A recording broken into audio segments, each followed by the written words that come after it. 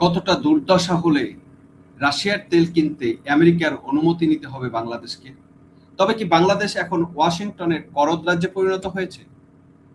আমির খসরুর গোলামি ও শেখ হাসিনার দেশপ্রেমের হারহীন তুলনা আমরা আজকে করব।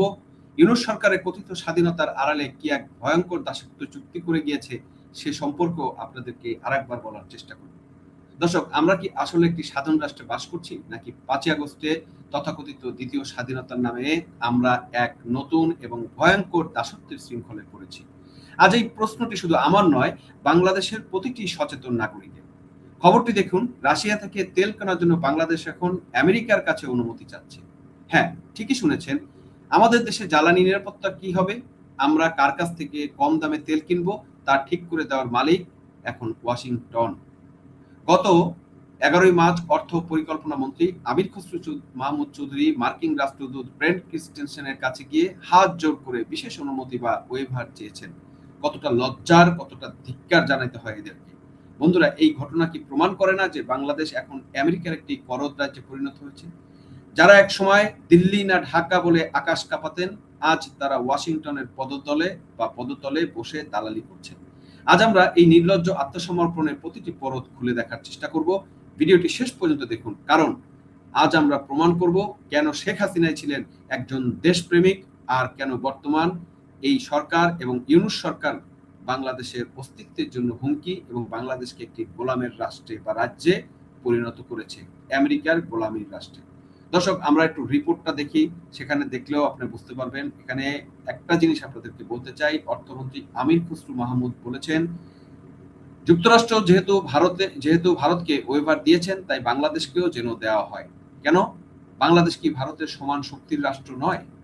কেন আমাদের এই সার্বভৌমত্ব সিদ্ধান্ত নেওয়ার ক্ষমতা নেই? মন্ত্রী সাহেব বলেছেন, রাশিয়ার তেল পাওয়া গেলে নাকি অর্থনীতির জন্য বড় সহায়তা হবে। অথচ ইউনূস সরকার ক্ষমতায় আসার পর থেকে রাশিয়ার সাথে যে সম্পর্ক তছনছ করার চেষ্টা করেছে, ভারতের সাথে যে সম্পর্ক তছনছ করার চেষ্টা করছে, আজ যখন অর্থনীতি দেউলিয়া হওয়ার পথে, তখন আবার সেই রাশিয়ার কাছে ফিরতে হচ্ছে, কিন্তু তাও আমেরিকার অনুমতি নিয়ে। এটি কি স্রেফ কূটনীতি, নাকি এটিও সেই ইউনূস সাহেবের আমলে করা গোলামী চুক্তি বা গোলামী চুক্তির ফলাফল? বিশ্লেষকরা মনে করছেন, এই সরকার ক্ষমতায় বসার আগেই ওয়াশিংটনের কাছে দেশ বন্ধক দিয়ে এসেছে। আজ ব্রেন্ট ক্রিস্টেনসেনের সাথে বৈঠক শেষে খসরু সাহেবের চেহারায় যে অসহায়ত্ব দেখা গেছে, তা কোনো স্বাধীন রাষ্ট্রের মন্ত্রী হতে পারে না। এটি এক দাসত্বের আর্তনাদ। দর্শক, আমরা একটু নিউজটা দেখে আসি। রাশিয়ার তেল কিনতে যুক্তরাষ্ট্রের অনুমতি চাইল বাংলাদেশ, মানে মালিকের কাছে অনুমতি ছিল। আমরা এখন মালিকের অধীনে একটা রাষ্ট্র হয়ে গিয়েছি।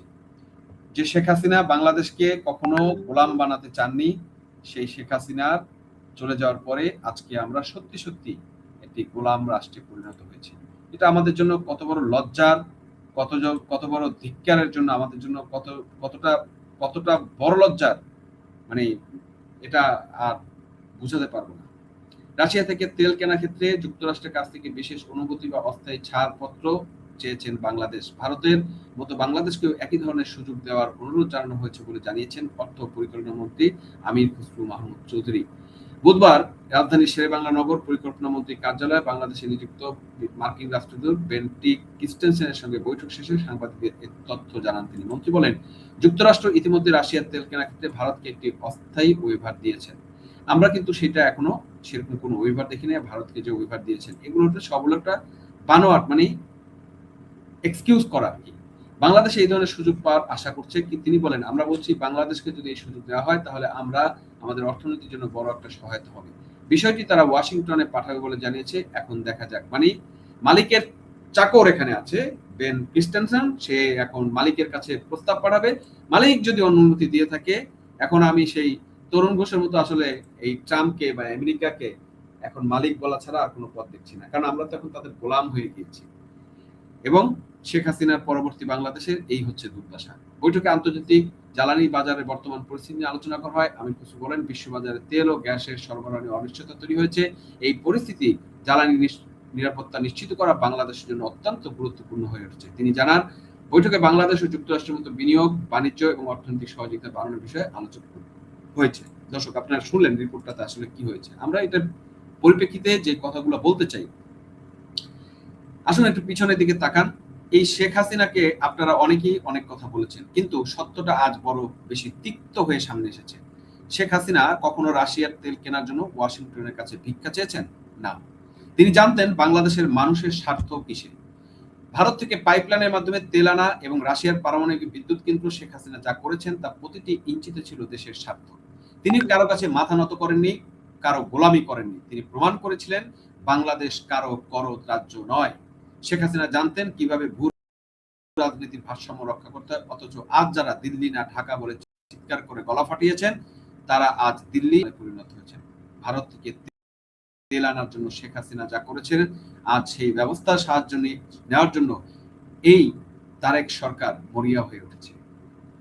অথচ এই লোকগুলোই একদিন পাইপলাইনের বিরোধিতা করেছে। এটি একটি চরম ভণ্ডামি, তারই প্রমাণ আমরা নমুনা কিন্তু দেখছি। কেন এই অবস্থা? কারণ এই সরকারের কোনো গণভিত্তি নেই। যে নির্বাচন হয়েছে সেই নির্বাচন প্রশ্নবিদ্ধ, এবং শেখ হাসিনা যে কাজগুলো করে গেছেন সেগুলোই এখন তাদের বাঁচার পথ। ইউনূস, এনসিপি, জামাত আর বিএনপি, এই চার দল, এদের মূল লক্ষ্য হচ্ছে উন্নয়ন নয়, বরং দেশকে লুটপাট করা। তারা জানে তাদের আয়ুষ্কাল বেশি দিন নয়, তাই তারা দেশকে বিদেশের কাছে লিজ দিয়ে নিজেদের আখের গোছাচ্ছে। আমেরিকার ওয়েবার চাওয়ার আড়ালে আসলে রাশিয়ার তেল কেনার চেয়ে বড় উদ্দেশ্য হলো ওয়াশিংটনকে খুশি রাখা। এরা চায় না দেশ জ্বালানিতে স্বয়ংসম্পূর্ণ হোক, এরা চায় আমরা সবসময় বিদেশের মুখোমুখি থাকি। 5ই আগস্টের পর থেকে বাংলাদেশের অর্থনীতিতে যে ধস নেমেছে তা কি শেখ হাসিনার আমলে ছিল? না। শেখ হাসিনা দেশকে উন্নয়নের মহাসড়কে রেখে গিয়েছিলেন, আর এই ইউনূস সরকার এবং তারেক রহমান সরকার এসে সেই মহাসড়ককে ওয়াশিংটনের হাতে তুলে দিয়েছে। এদের প্রতিটি পদক্ষেপই আজ দেশবিরোধী বলে প্রমাণিত হচ্ছে। আন্তর্জাতিক জ্বালানি বাজারে দোহাই দিয়ে আমির খসরু সাহেব বলছেন অনিশ্চয়তার কথা। আরে অনিশ্চয়তা তো আপনারা তৈরি করছেন। যখন শেখ হাসিনা রাশিয়ার সাথে সরাসরি ডিল করেছিল, তখন আপনারা অবরোধের দোহাই দিয়ে ভয় করে দিয়েছিলেন। আজ যখন দেশের অন্ধকার ডুবে যাচ্ছে, তখন আমেরিকার কাছে করুণা চাচ্ছেন। ভারত যদি অনুমতি ছাড়া রাশিয়ার তেল কিনতে পারে, তবে বাংলাদেশ কেন পারবে না? উত্তর একটাই, ভারত নিজেদের স্বার্থ বিসর্জন দেয় না, আর আপনারা স্বার্থ বিসর্জন দিয়ে ক্ষমতায় বসছেন। বেন ক্রিস্টেনসন যখন বলেন যে তিনি বিষয়টি ওয়াশিংটন পাঠাবেন, তখন বুঝতে হবে আমাদের নাটাই তাদের হাতে। এটি বিচার্য নয় যে তেল রাশিয়া থেকে আসছে নাকি আমেরিকা থেকে। বিচার্য হলো আমরা কার অনুমতি নিয়ে তেল কিনবো। একটি স্বাধীন রাষ্ট্রের সিদ্ধান্ত অন্য কোনো দেশের সদর দপ্তরে যাচাই হবে। এটি কি স্বাধীনতার অবমাননা নয়? এটি কি স্বাধীনতা? তেলের দাম বাড়লে সাধারণ মানুষের পেটে লাথি পড়ে। আপনারা এসি রুমে বসে ওয়াশিংটনের দালালি করবেন, আর ময়মনসিংহের কৃষক, ঢাকার অটো চালক আর ইনকামের অর্ধেক বেশি তেলের জন্য ব্যয় করেন। শেখ হাসিনা জ্বালানি নিরাপত্তা নিশ্চিত করেছিলেন, তিনি চেয়েছিলেন দেশের মানুষ যেন শান্তিতে থাকে। অথচ আজ আপনারা তেলের জন্য ভিক্ষা চাচ্ছেন। এই তারেক সাহেবের তথাকথিত কি ক্যাপাসিটি বিল্ডিং, যেগুলোকে আমরা বলি, কি কেবল আমেরিকার কোম্পানিদের বাংলাদেশে ঢুকানোর ধান্দা?